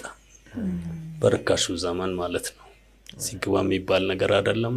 መተዳደሪያው እንግዲህ ይሄው ሙያ ነው። ሌላ የገቢ ምንጭ የለኝም። በቃ ይሄው ነው። ለዚህ ነው የምሰራው።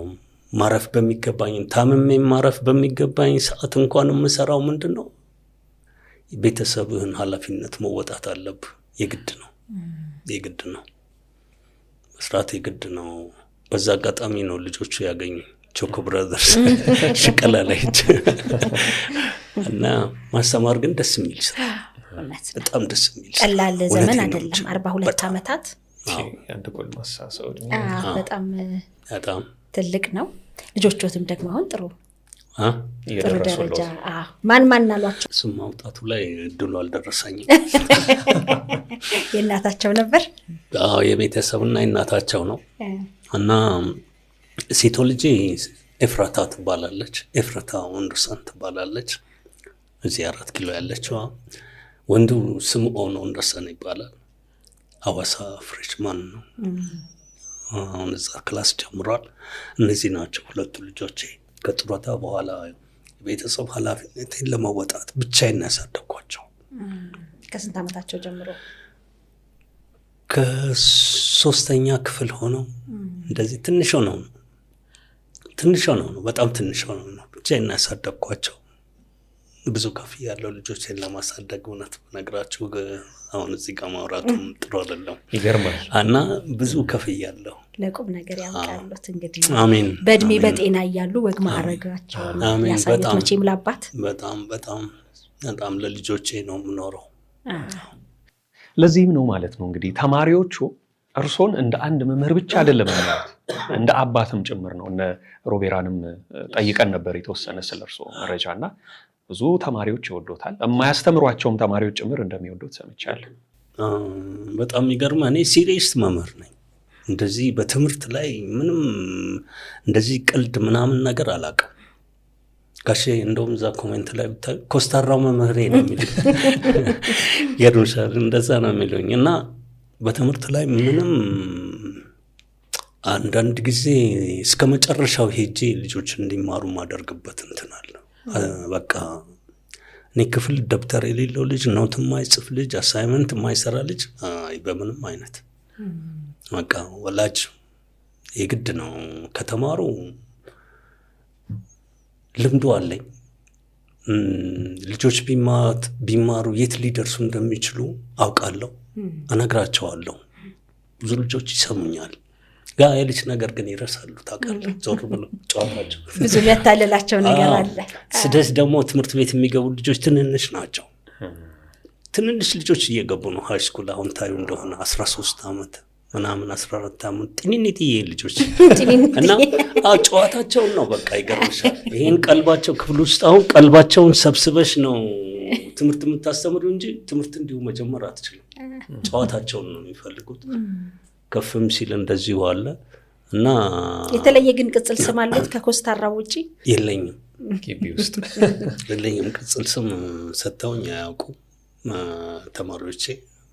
እንግዲህ የተማሪ ነገር አይታወቅም። ብዙ ጊዜ የሚሉኝ ቲቸር ጂኦ ነው የሚሉኝ።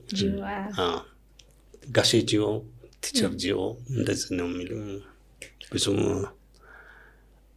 እንትን በዚህ ነገር ቅጽል ስም የለኝም። እንግዲህ በተለያየ ጊዜ ያስተማሯቸው አሁን ይሄንን ፕሮግራም ሲከታተሉ መቼም በጣም ዘለግላለ ደቂቃዎች ቆይታ ስላደረግን በደንብ ልጅነታቸውንም የትምህርት ዘመናቸውንም ብዙዎች ያስታውሳሉ ብዬ አስባለሁ። አሁን ቤተሰብ የመሰረቱ ልጆች ያላቸው ከእርሱ ምክር የተቋደሱ ብዙ ይኖራሉና መቼም ተማሪዎቹት በአስተያየት መስጫው ላይ የሚሉት አድናቆት፣ አክብሮት ይኖራል ብዬ አስባለሁ። እርስዎ በተለይ የሚሏቸው ነገር አለ? እኔ በመጀመሪያ ልጆቼን ሁሉንም እኩል ነው ማያቸው። ተምረው ለውጤት የደረሱትንም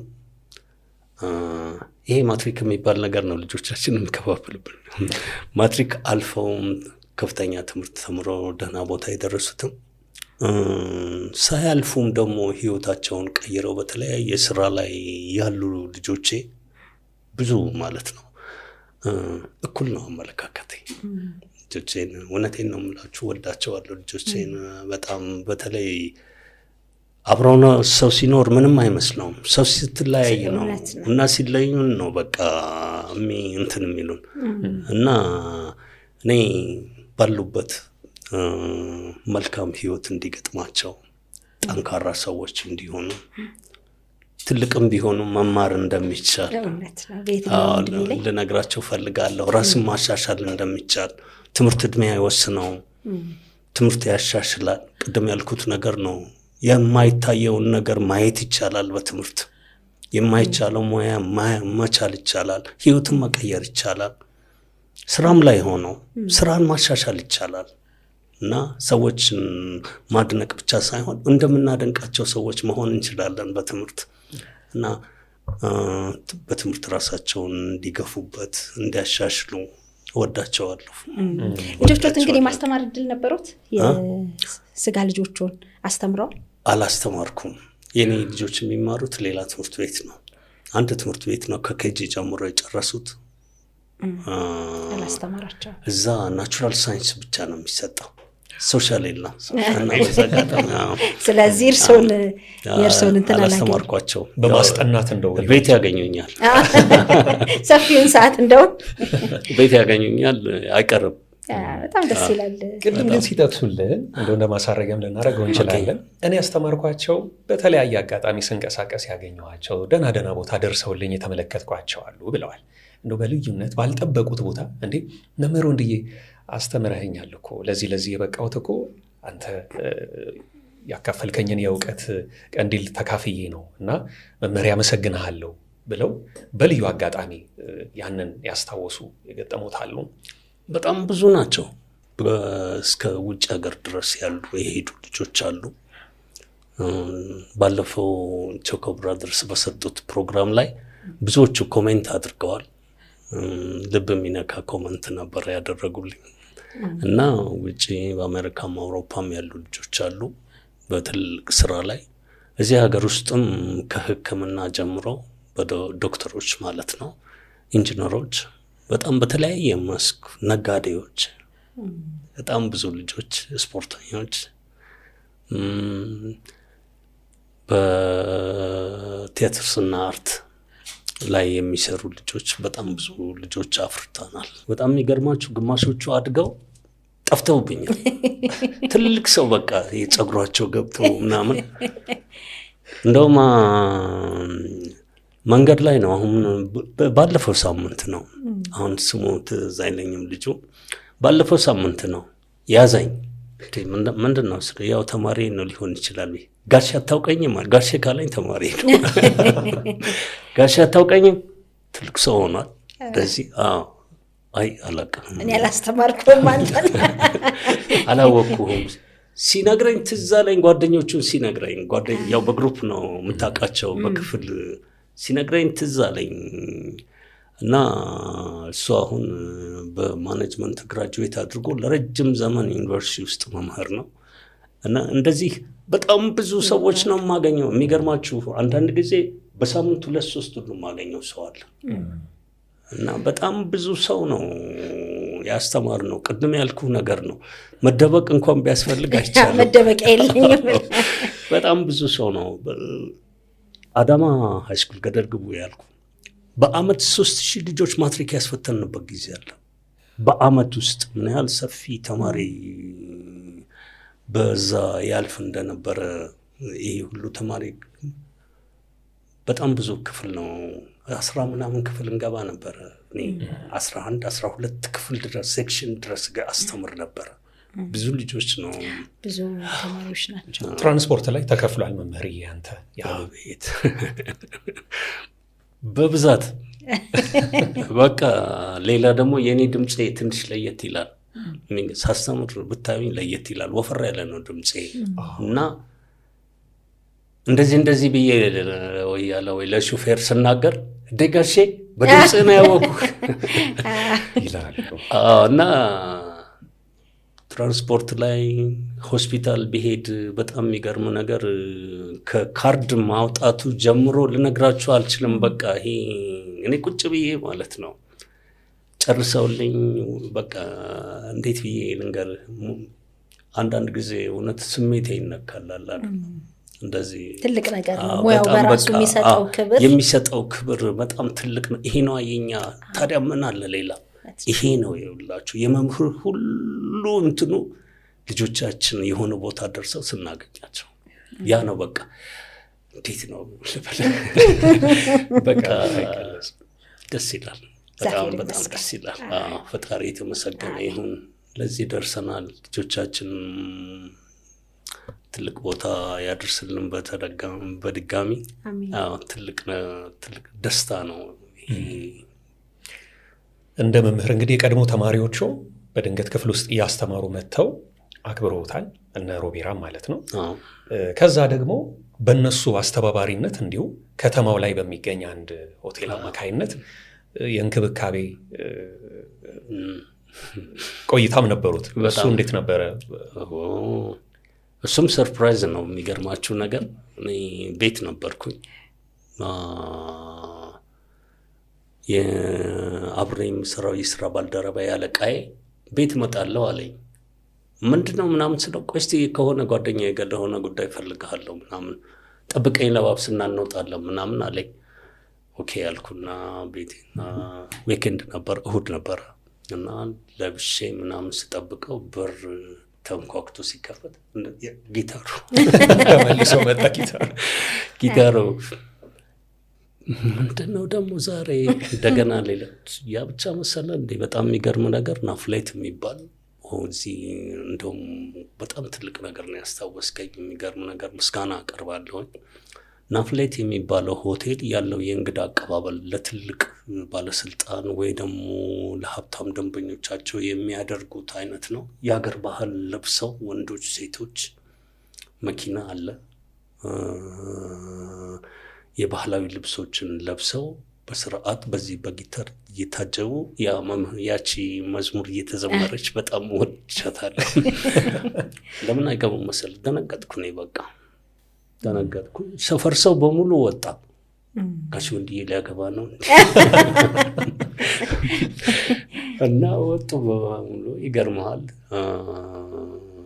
መኪና ውስጥ እያዝናኑኝ ይዘው ናፍሌት ናፍሌት ሆቴል ውስጥ ሊደረጉ የሚችሉ አቀባበሎችና መስተንግዶዎች ኦልሞስት ኦል ነው ያደረጉልኝ። ከባስ